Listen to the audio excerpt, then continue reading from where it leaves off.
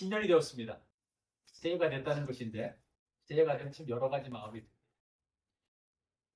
한국 사람들 70% 이상이 새해 가운데 공통적으로 가진 두려움 세 가지가 있고, 첫 번째는 실패와 낙오에 대한 두려움. 한 번 실패하면 다시는 나에게 기회가 없을 거라는 것 때문에 생기는 것입니다. 둘째는 노후와 노화로 인한 불안. 건강이 약해지고 나이가 들면 점점점 홀로 고립된다는 생각 때문에 생기는 그런 두려움. 세 번째로는 경제적 불안. 나이가 들어가면서 아니면 젊어서도 마찬가지예요. 소득이 줄면 삶을 지탱할 수 없다는 생각이 되게 크게 듭니다.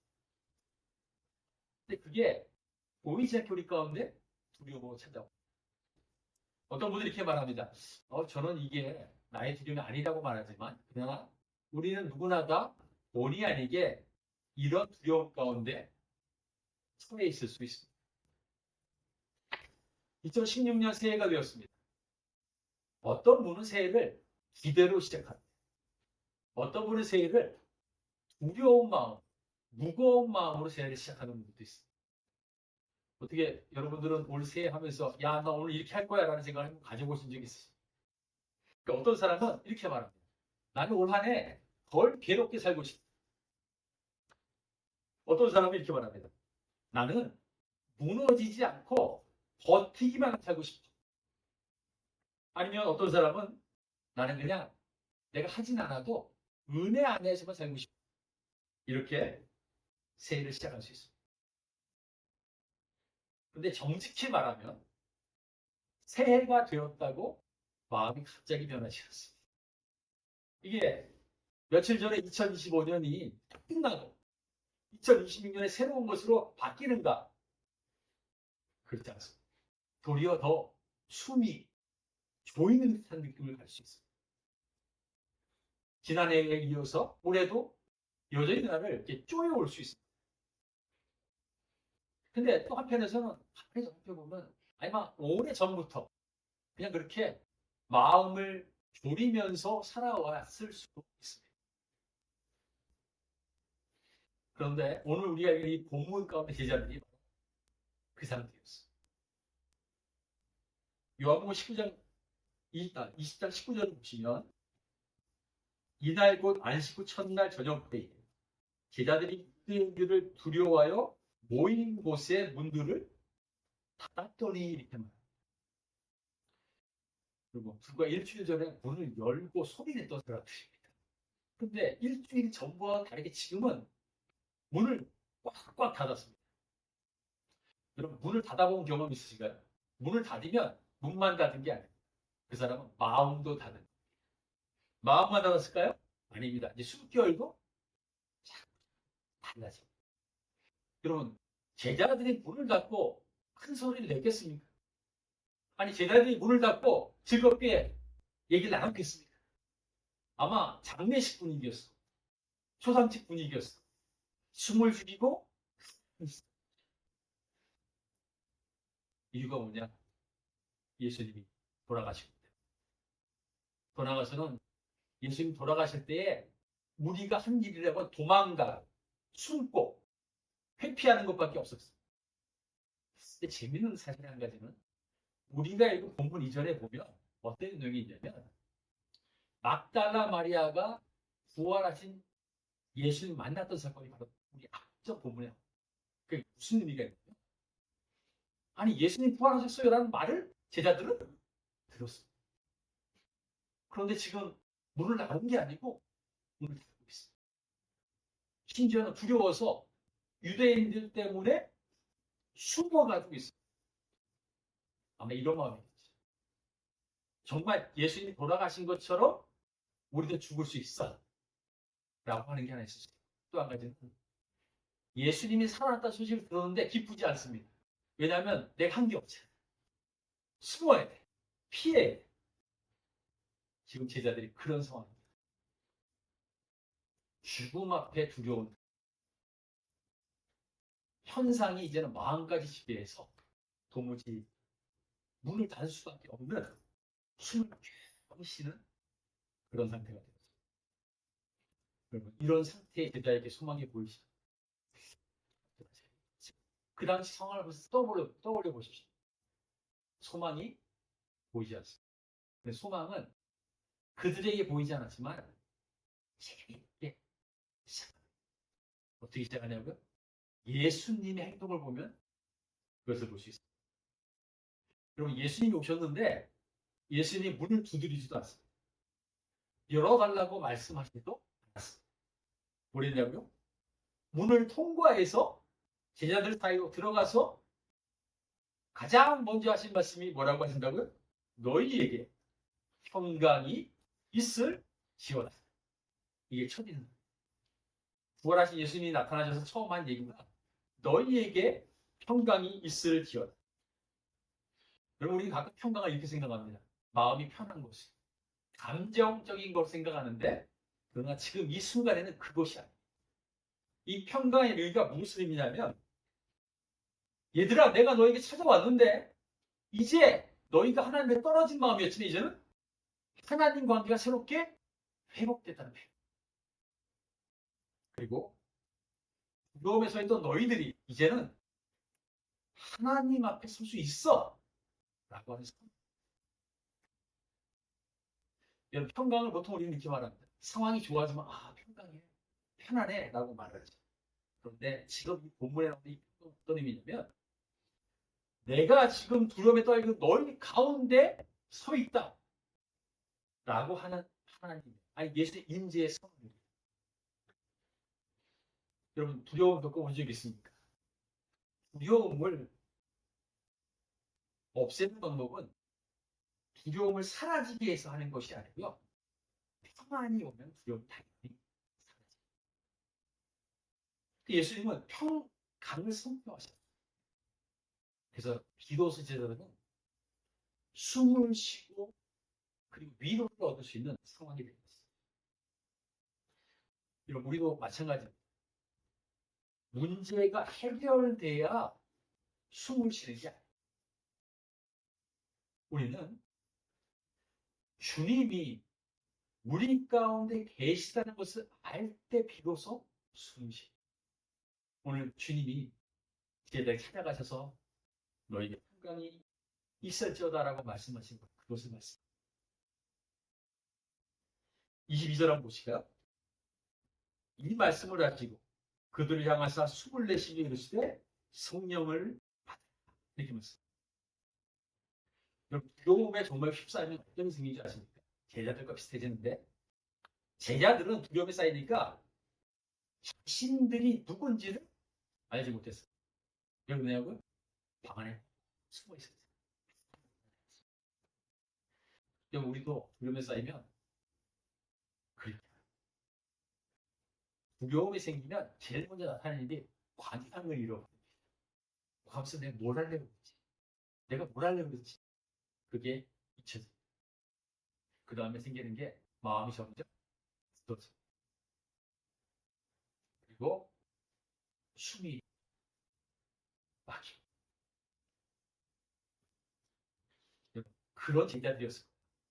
근데 그들을 향해서 예수님이 뭐라고 말씀하셨냐고요? 그들을 향하사 숨을 내십니다. 이러시되 성령을 받으라. 이렇게 말씀합니다. 여러분, 예수님 참 감사한 건 설명보다도 먼저 뭘 했냐면 숨을 내쉬셨습니다. 그리고 나서 예수님 행동은 말보다 앞섭니다. 그러니까 먼저 행동을 하신 다음에 받으셨어요. 근데 이 장면이 구약에 딱 한 번 나오는데 언제냐면 하나님이 사람을 처음 지으시고 그 코에 생기를 불어 넣으신 장면과 같은 단어를 숨을 내쉬며.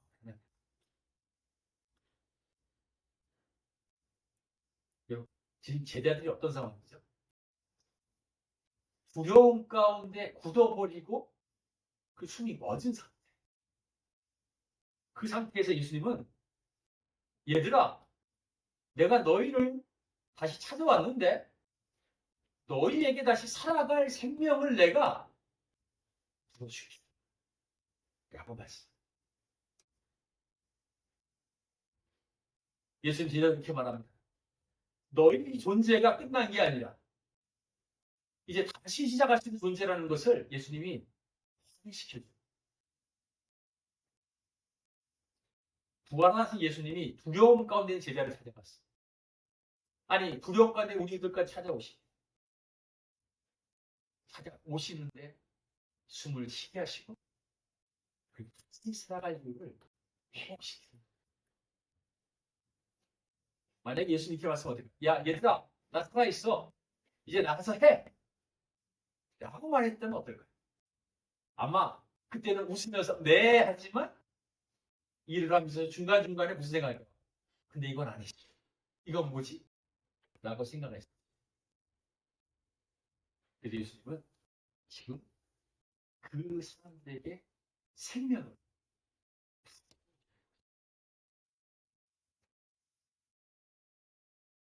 21절 보실까요? 예수께서 또 이르시되 너희에게 평강이 있을지어다. 아버지께서 나를 보내신 것 같이 나도 너희를 보내노라. 이렇게 말씀합니다. 아까 평강은 처음 만났을 때 평강입니다. 얘들아 내가 왔어 라고 하는데 여기 읽은 이 평강은 어떤 평강이냐면 그 다음에 표현된 겁니다. 아버지께서 나를 보내신 것 같이 나도 너희를 보내노라에 대한 말씀에 있어서 평강을 입니다. 여러분 이제 사명, 이게 사명부여죠. 근데 보통 하나님이 예수님을 보내셨습니다. 일을 하라. 그런데 이제는 어떤 편에는 예수님이 제자들에게 얘들아 나도 너희를 보낸다 이렇게 해서 일을 하십니다. 이 상, 여러분 이렇게 생각하세요. 생명 보세요. 내가 위로받았습니다. 평안합니다. 생명을 부여받았습니다. 그리고 뭐 할까요? 가만히 있을 수 있어요. 이거야. 이게 최고야. 라고 말할 수 있는데 주님은 예수님 거기서 멈추지 않습니다. 사람이 회복되는 것, 믿음의 사람들은 위로에서 멈추는 게 아니라 다시 숨을 쉬게 해서 보내시는 거예요. 이게 예수님의, 아니 하나님의 뜻이에요. 여러분 우리에게 주님이 숨을 불어 넣으신 이유가 괜찮아지라고 하는 정도가 아니에요. 숨 쉬는 거에 된 것은 세상 속에서 내가 다시 서서 할 일을 하라고 합니다. 보통 이 본문은 파송의 표현입니다. 사면제의 표현이고 보통 이 표현을 이렇게 쓰죠. 선교사님, 내가 하나님 당신이 보내신 걸 알고 성도는 그렇게 생각하십니다. 아니 국내에 다니는 믿지 않는 사람이 있는데 전도해야 돼. 믿지 않는 사람을 어떻게 우리가 가만둘 수 있습니까? 물론 그것이 가장 중요한 포인트 되지만 중요한 게 우리는 하지 않는 사람은 이걸 어떻게 적용하냐는 거죠. 여러분 선생님이 보면 에덴 동산을 창설하시잖아요. 성경에 보면. 근데 창설하는 단어가 뭐냐면 그냥 에덴 동산을 그 건물로 딱 만들었다는 개념이 아니고요. 그 동산에서 점점점 창설이 하나 심어서 커진다는 거예요. 이 에덴 동산. 그러니까 하나님 거기에 누굴 뒀죠? 아담과 하와를 뒀어요. 그러면 아담과 하와가 있는 것도 점점 자라야 되는 것이지만 아담과 하와 자체도 거기에 따라서 바뀌는 것이죠. 그러면 하나님이 창조하신 에덴 동산에서 심겨졌다는 표현은 사람들이 그곳에 심겨졌다. 심겨졌다는 표현이 뭐냐면 경작하다는 말, 돈보라는 말, 이런 표현이 있어요. 그렇다면 우리 평신도들, 아니 일반 사람들은 이렇게 이야기해요. 지금 내가 숨을 쉬고 살아가는 그 곳이 어디냐? 보냄받은 곳이 어디냐? 라고 말한다면 내가 살고 있는 일상에 내가 너를 보낸다는 것입니다. 이게 되게 중요한 표현. 하나님 일상에 보낸다는 표현은 결코 우연이 아니라 그 말은 하나님이 내 인생 가운데 내 삶의 과정 가운데 이렇게 심겨진 곳이 있다면 이건 분명히 하나님이 의도하십니다. 여러분, 심겨진 존재는 꽃인데 여기만 딱 좋아. 하나 손달이 않습니다. 심겨진 존재는 거기서 꽃이 나고 열매가 나서 무엇인가 계속 자라는 사람이 그렇다면 사람이 하나님께 부름받아서 나가는 사람은 내가 누군가 아니 일상 속에 내가 해야 될 일을 돌보고 생명력을 전하고 책임지는 사람.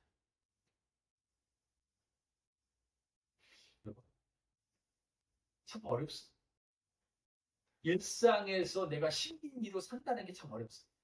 왜냐하면 사람마다 기대가 있기 때문에. 그런데 중요한 건 한 가지. 만약 누가 나한테 이렇게 말해. 요즘 아니 교회 예배 드린다며 어떻게 교인들은 많이 계시나? 우리 가족도 한 분의 성도님이 계셔. 아니 라고 말한다면 이거 어떻게 표현합니까? 이게 내가 심겨진 자리인데 이거 기대가 맞지 않다는 거죠. 거기서 우리가 함정에 빠지면 되지 않습니까? 그거는 중요한 게 이렇게 표현합니다. 하고 있는 일터가 크지 않아도 괜찮습니다. 내가 하고 있는 일이 작아도 상관없습니다. 중요한 것은 내가 무엇을 하는가 보다도 누가 나를 그 자리에 심겼느냐를 기억하는 것입니다. 누가 나를 이 자리에 심겼는가. 여러분, 그러면 하나님이 심은 자리에 나는 의미가 있는 삶을 살아요. 요새 절대 결심을 보태지 마십시오. 내가 무슨 이루려고 하지 마십시오. 우리는 하나님의 주신 생명의 숨을 살고 그리고 그 숨으로 내가 있는 이 일상의 터에서 신기인 사람으로 드러내는 삶을 살아요.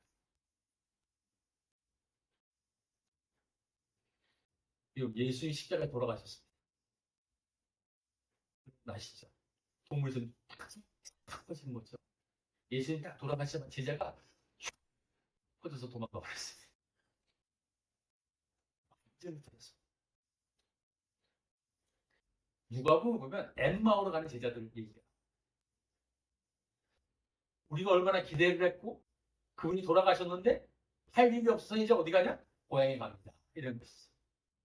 이유가 뭘까요? 자신들은 실패했다고 했어요. 자신들은 두려웠다. 그래서 낙심해서 고향으로 돌아가요. 그런데 예수님 그곳에 찾아가요. 그곳에 찾아가요. 예수님을 알아보기 전에 먼저 그 길 위에서 그들에게 말씀을 통해서 새롭게 하고 그들에게 힘을 주는 그 마음을 주셨어요. 오늘 본문 속에 있었던 것 마찬가지입니다. 두려움에 갇혀있어요. 숨어있어요. 예수님은 문을 통과해서 직접 찾아가요. 여러분, 엠마오로 가는 제자에게 찾아갔던 예수. 문을 닫고 숨어있는 제자들에게 찾아가셨던 예수. 그럼 우리는 이렇게 말할 수 있습니다. 오늘 예수님은 나에게도 그렇게 찾아오신다는 사실. 예수님은 우리에게 회복을 주는, 우리에게 평안을 주시고 생명을 주시고 보내시는 분이시. 가끔 기도하면 이렇게 생각합니다. 그래도 구해야 되지 않나? 구해야지. 근데 오늘 본문의 중요한 기도는 이렇게 표현할 수 있습니다. 두려움의 한가운데 기도할 때의 중요한 한 가지를 꼽으라. 평강을 준 예수님 앞에 서 있는 것. 말하기 전에 내가 예수님에게 힘을 공급받고 생명을 공급받고 그리고 능력을 공급받는 것임을 확인하는 하나님 앞에 존재의 기도 대단히 중요한 기도가 될 수 있습니다. 감정으로 증명하지 마십시오. 우리는 주님의 말씀을 받아들이는 것으로